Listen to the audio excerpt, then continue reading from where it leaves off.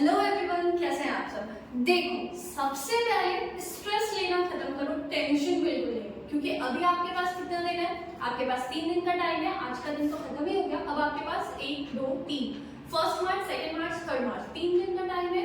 4 मार्च को आपका पेपर है। तो इन 3 दिन एक काम करना है, स्ट्रेस बिल्कुल नहीं लेना।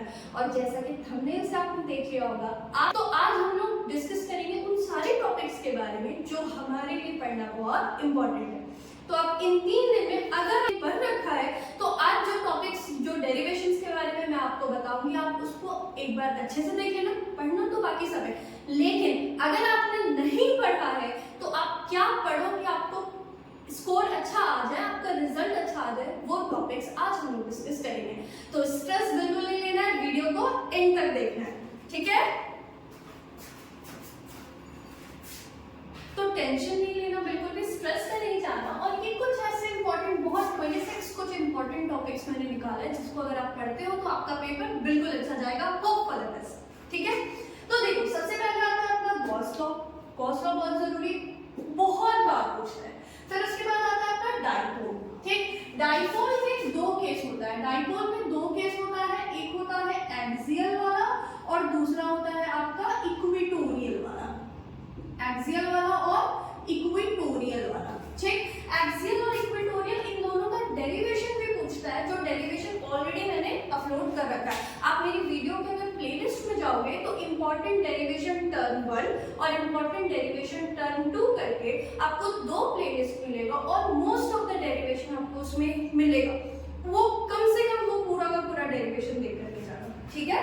तो डाइपोल में एक्सियल और इक्वेटोरियल देखना। पता है कभी कभी इसके नाम को भी बदल करके पूछता है, जैसे एक्सियल को बोलता है इंडोर पोजीशन और इक्वेटोरियल का दूसरा नाम होता है ब्रॉड साइड ऑन पोजीशन। तो कंफ्यूज नहीं होंगे, अगर इंडोर पोजीशन बोल दिया समझ जाना है एक्सियल के बारे में पूछ रहा है, ब्रॉड साइड ऑन बोलेगा समझ जाना है इक्वेटोरियल के बारे में पूछेगा, ठीक है।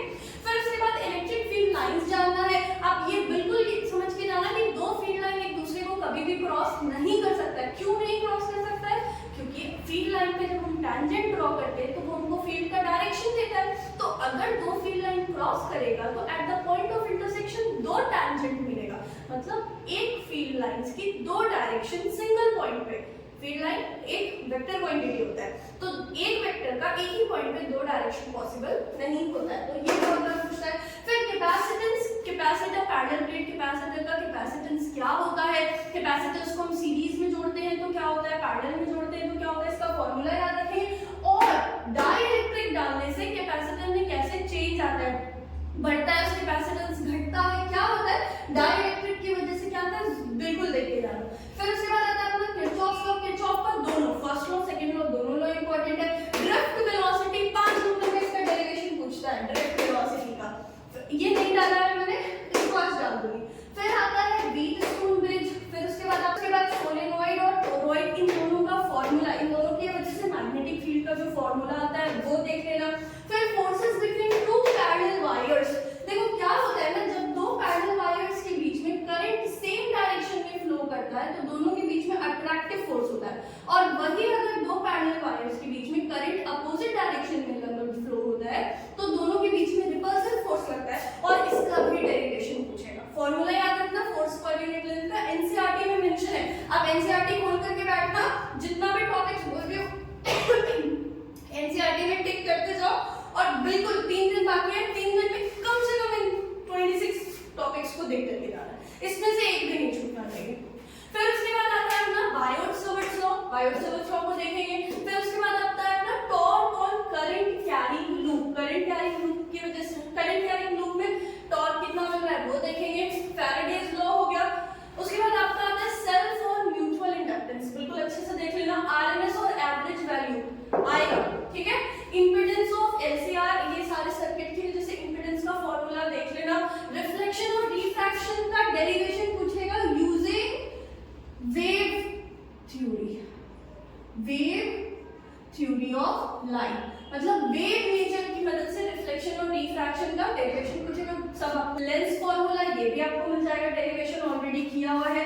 टोटल इंटरनल रिफ्लेक्शन आएगा, critical angle, total internal reflection, इसका कंडीशन क्या क्या था। टोटल इंटरनल रिफ्लेक्शन का 2 कंडीशन होता है, बिल्कुल उसको याद याद रखना। पहला कंडीशन क्या होता है, लाइट को ट्रैवल करना पड़ेगा डेंसर से रेयर मीडियम में, और दूसरा कंडीशन होता है कि इंसिडेंट एंगल क्रिटिकल एंगल से बड़ा होगा तभी TIR होगा, नहीं तो नहीं होगा। फिर यंग्स डबल स्लिट एक्सपेरिमेंट बिल्कुल बिल्कुल बिल्कुल पढ़ के जाना, ठीक है। इसका डेरिवेशन, फ्रिंज विड्थ के फॉर्मूले का डेरिवेशन, IDSC से न्यूमेरिकल्स भी बहुत पूछेगा, तो इसको बिल्कुल बढ़िया से पढ़ के आना। फ्रिंज विड्थ का डेरिवेशन तुम्हें मिल जाएगा, न्यूमेरिकल्स तुम देख लेना। उसके बाद आता है तुम्हारा displacement current, Huygens wave theory, ये भी आपको मिल जाएगा अपलोडेड। फिर उसके बाद आता है difference between interference and diffraction, बिल्कुल देख लेना, ठीक है। फिर आता है अपना फोटो इलेक्ट्रिक इफेक्ट, अच्छे से देख करके जाना। उसके बाद आएगा आइंस्टीन इक्वेशन, और उसके बाद stopping potential, intensity and frequency का ग्राफ आपके एनसीईआरटी में ग्राफ दे रखा है, उस ग्राफ को बहुत अच्छे से देख के जाना। डायोड, डायोड में आपको फॉरवर्ड बायसिंग, रिवर्स बायसिंग, पेन सारा देख करके जाना है अच्छे से। तो इतना चीज कम से कम बहुत अच्छे से अगर आप करके जाते हो तो आप एक अच्छा मार्क्स लेकर के आ सकते हो। अभी भी कुछ गया नहीं है, टेंशन नहीं लो, स्ट्रेस नहीं लो, क्योंकि स्ट्रेस लोगे टाइम जाएगा। स्ट्रेस नहीं लेना है, और कम से कम इतना आप पढ़ो, जितना पढ़ सकते हो पढ़ो, लेकिन इतना कम से कम बहुत अच्छे से पढ़ के जाना है, ठीक है। चलो, all the best for your exams. देखो, मैंने बीच में से एक टॉपिक हटाया है, वो टॉपिक उतना ज़्यादा इम्पॉर्टेंट नहीं था। तो आप क्या करोगे कि आप 26 नंबर वाला टॉपिक जो डायोड है उसको बहुत अच्छे से पढ़ के जाना।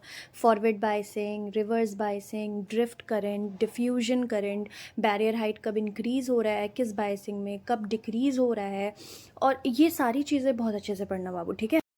और ये वीडियो बनाने का मेन मोटो बस ये था कि आप लोग बिल्कुल भी स्ट्रेस ना लो, अच्छे से पढ़ो, पेपर अच्छा जाएगा, ठीक है। इन सारी चीज़ों पर ध्यान देना, पढ़ लियो हो तो और अच्छी बात है, इन सब पे और देख लेना, नहीं पढ़े हो तो ये सब तो पक्की बात देख लेना। पता है, आप में से अगर एक भी बच्चे को इस वीडियो से हेल्प मिलाना तो मुझे बहुत अच्छा लगेगा। अपना रिव्यू मुझे शेयर करना एग्ज़ाम के बाद। ऑल द बेस्ट बच्चा, टेंशन नहीं लेना बिल्कुल भी।